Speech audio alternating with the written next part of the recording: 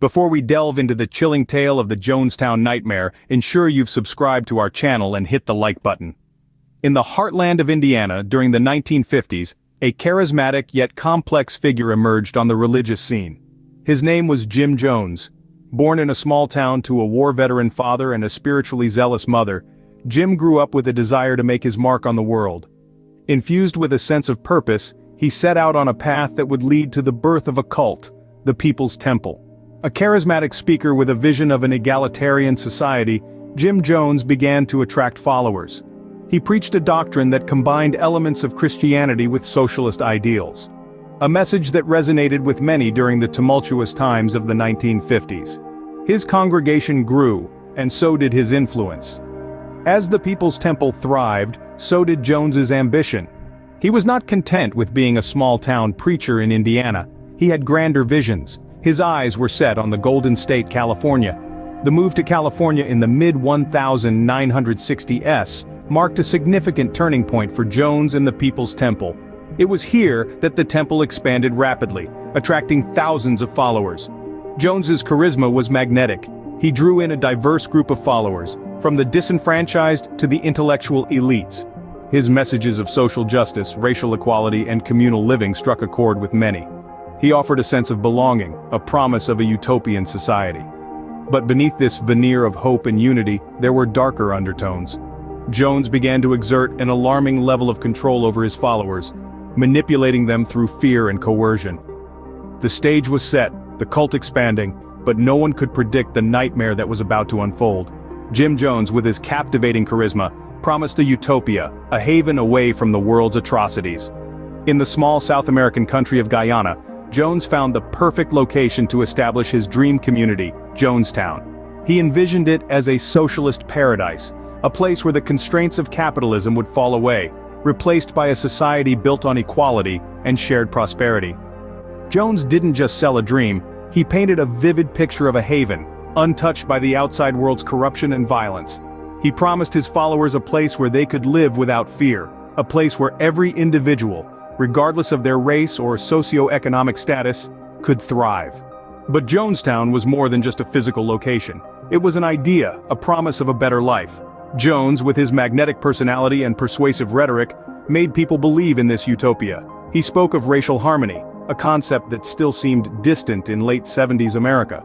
He spoke of a society where everyone contributed according to their abilities and received according to their needs. His words resonated with those who felt marginalized and disillusioned with society. And so, over 900 followers, driven by hope and the prospect of a better life, left everything they knew behind to migrate to this promised land. They saw in Jonestown an opportunity to start anew, to build a community that would be a beacon of hope and equality. They were drawn to Jones's vision of a world free from prejudice, oppression, and economic disparity. But as we know, promises can be broken, and dreams can turn into nightmares. Jonestown wasn't just a promise of utopia, it was a mirage, a deceptive illusion crafted by a man with a dangerous agenda. Little did they know, they were walking into a trap, a living nightmare. The utopian dream quickly crumbled into a dystopian reality. As the days turned into weeks and months in Jonestown, a harsh reality began to reveal itself. The promised paradise was nothing more than a facade. Behind the dream, a nightmare was playing out, a descent into madness that would shock the world. Life in Jonestown was far from the promised Eden. It was a life of grueling labor, with men, women, and even children toiling under the scorching sun, with little to eat and less to hope for. The inhabitants were subjected to long hours of work, deprived of basic necessities. The dream of utopia was replaced with the grim reality of a labor camp. But the physical hardships were only a part of the ordeal. The psychological toll was even more damaging. Jones, once a charismatic leader, now ruled with fear and intimidation. He employed severe punishments for those who dared to question him or his methods.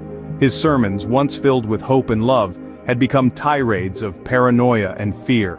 Jones's control over his followers grew, his grip tightening with each passing day. He manipulated their fears, their hopes, their very thoughts. The isolation from the outside world only intensified this control. Jones was their only source of information, their only connection to the world outside. He used this to his advantage, feeding them lies and propaganda, driving them deeper into his twisted world.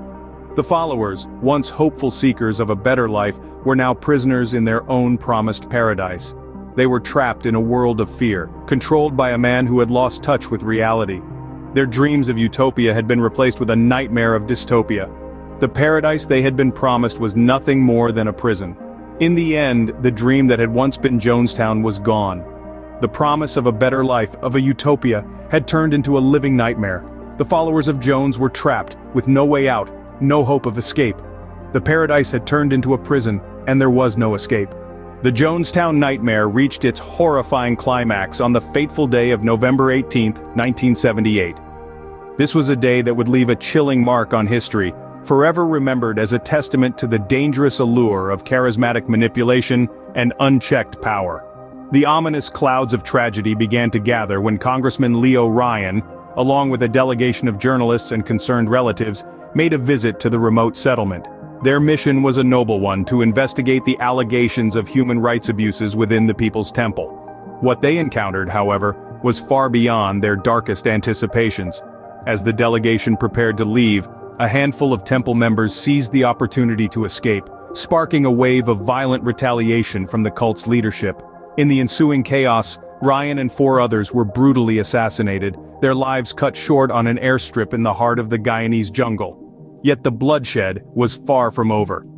As news of Ryan's murder reached the settlement, Jim Jones, the charismatic yet deeply disturbed leader of the People's Temple, ordered his followers to partake in a chilling act of revolutionary suicide.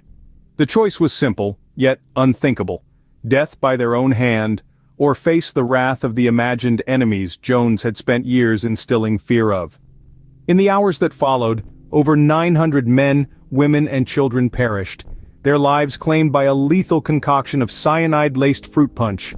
The world watched in horror as the scale of the tragedy unfolded, the haunting images of the aftermath seared into the collective memory of a generation.